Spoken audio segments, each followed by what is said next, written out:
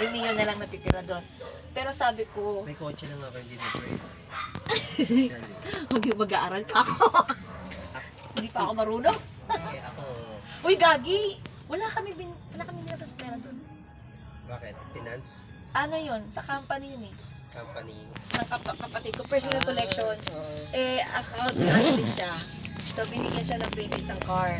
So, sa kami mag-aral, mag-drive kasi hindi siya i-releasean hanggat walang lisensya siyang nagda-drive sa kanya. So, yun, nag-enroll kapatid. Kaya pala nag-aaral yung... Oo, pati ako. Ngayon nagda-drive na siya. Sabi niya, ate, sumunod ka na, hindi naman all the time. Ako lagi, kaya naman, kasalita naman ako.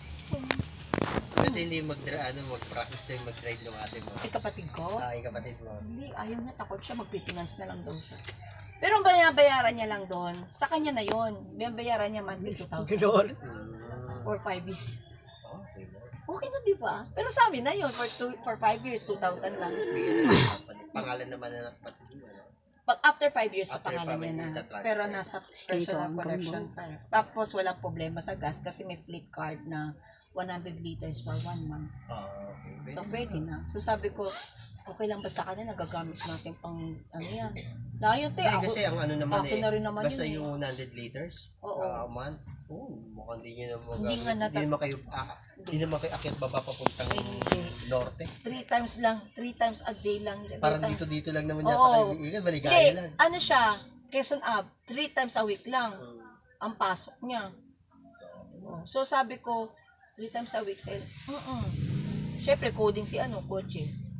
Adi 3 times a week lang. Accounting analyst.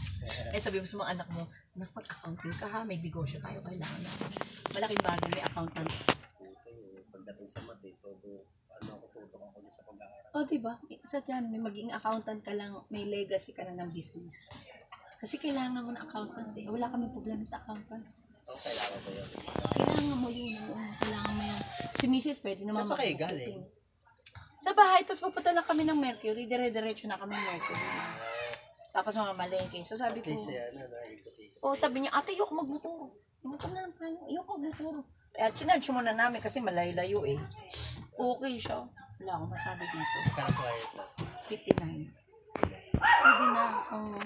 Ano ko nga, nagagamit ko sa Maswin, namimili ako ng bus box. May mga bago na ngayon usan na magagamit. Yung yung stay wheels, ayoko ng ganun. Madali ka tumaot yun.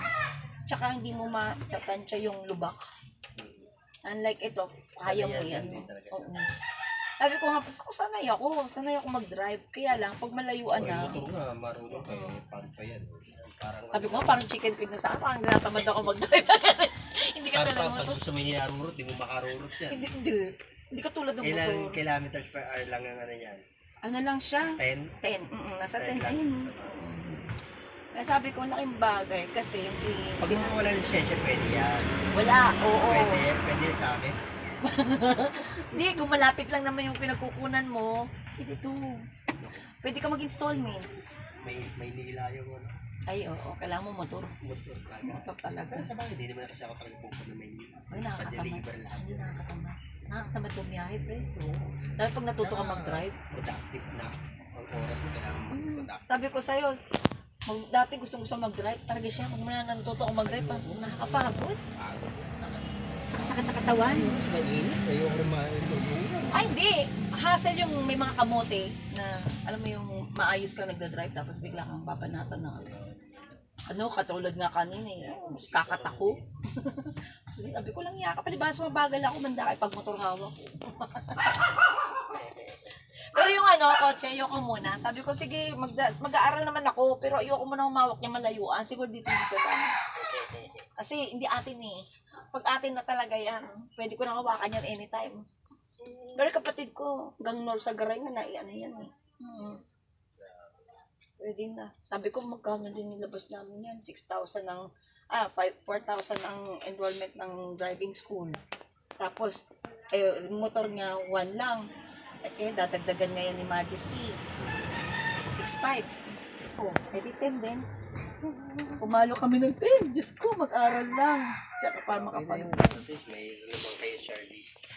Tsaka hindi, sabi ko, buti na lang naka 10 years na yung ko lisensya ko, wala ako violation. At least matagal 10 years mo pa bago mo rin yun. Sabi ko nga yung passport na lang. Gusto ko talaga mag-travel. Total wala na rin ang alagain na ibang pwesto eh. Yes. Pero minsan mahirap yun eh. Gusto ko pa rin mga ibang bansa para for a change. Eh, para may